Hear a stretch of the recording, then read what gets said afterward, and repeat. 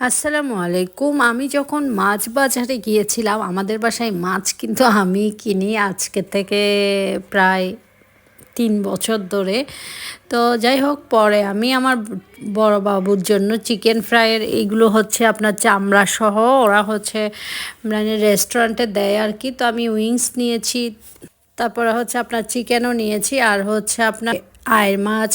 আয়ের মাছগুলো ভালোভাবে ডলে ডলে আমি খালাকে কেটে দিয়েছি। খালা হচ্ছে আমাকে ডলে ডলে দিয়েছে আর কি। আমি কেটেছি এই মাছটা, কারণ খালাকে আমি হচ্ছে কঠিন মাছগুলো কাটতে দিই। তো তারপরে হচ্ছে আপনার এই যে উইংসগুলো, আর এটা হচ্ছে কি জানেন, এটা হচ্ছে মাথার মাংস। আমার কাছে খুবই ভালো লাগে মানে মাথার মাংসটা। তো আমি কিন্তু মাথার মাংসটাও কিনেছি। এটা আমার কাছে খুবই ভালো লাগে, কেমন জানি একটু শক্ত শক্ত, আমার কাছে খুব ভালো লাগে। এটা আমি একদম পাতলা ঝোল করে আলু দিয়ে রান্না করব। তো আমার কাছে ভালো লাগে বলেই কিন্তু আমি নিয়েছি। তো এই তো তারপরে হচ্ছে আপনার আমাদের বাসায় মাথার মাংস কিন্তু খুবই মজা করে সাতকরা দিয়েও খাওয়া হয় কোরবানির সময়। এমনিও কিন্তু খাসির মাথাও হাসান সাহেবে কিন্তু কিনে মাঝে মধ্যে, ওর কাছেও পছন্দ। এই তো তারপরে হচ্ছে সব মশলা টশলা দিয়ে বসিয়ে দিব, একদম হাত দিয়ে মেখে আর কি। তারপরে হচ্ছে আপনার আমি সবসময় রেগুলার মাংস এইভাবে করেই বসাই, কাটা পেঁয়াজ দিয়ে দিব। আর হচ্ছে ইদারিং আমি হচ্ছে গরম মশলাটা আমি আস্তই দিয়ে দিই। ওটা হাসান সাহেবের মুখে যদি যায় কিছু করার নাই, আল্লাহ মাফ করুক।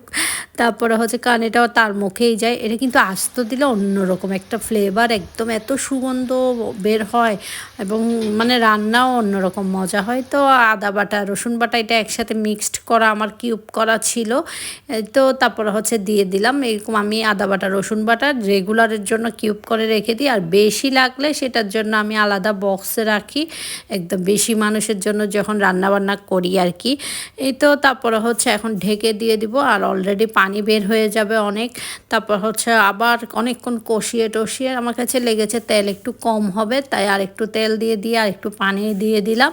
তারপরে হচ্ছে আমি এখন আবার ঢেকে রেখে দিব। এখানে কিন্তু আমি আলু দিব। আপনারা কারা কারা গরুর মাংসের মাথার মাংস খান অবশ্যই কমেন্টস করবেন। আমরা তো এটা খুবই মজা করে খাই।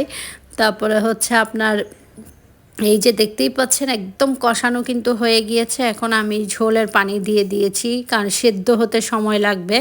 তো আলুও তখন দিয়ে দিলাম, আর আমি হিটারে দিয়ে দিয়েছি পরে, যেন আস্তে আস্তে হতে থাকে আর কি, কারণ আমাদের তো সিলিন্ডার। এই তো নামিয়ে এখন আপনাদেরকে দেখাবো আমার গরুর মাংসের মাথার মাংস কেমন হয়েছে।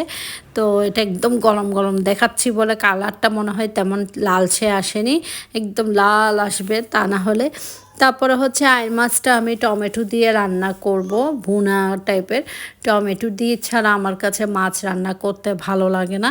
আপনারা টমেটো মাছের সাথে খান কি না অবশ্যই জানাবেন, কিন্তু কার কার ভালো লাগে। আমাদের তো খুবই ভালো লাগে। টমেটো ছাড়া মাছ মনে হয় চিটংয়ের ডিস্ট্রিক্টের রান্না করতে পারেই না, সেরকম সারা বছরই টমেটো মানে ব্যবহার করে মাছের মধ্যে। এই তো একদম কষাতে দিয়ে দিব, কোনো ঝোল টোল দিব না, একদম মাখা মাখা করে রান্না করব। আর এগুলো কিন্তু মাছগুলো অনেক মানে সাশ্রয়ী।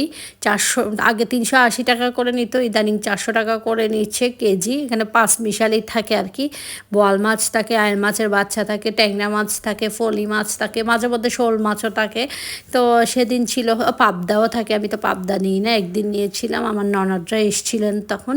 এই তো তারপরে হচ্ছে আমি এগুলো সবসময় রেগুলার কিনি 3-4 দিন পর পরই, একদম মানে গেলেই ওর কাছে গিয়ে এটা নিয়ে চলে আসি। তো আশা করি ভালো লেগেছে রেসিপি, ভালো লাগলে শেয়ার করবেন।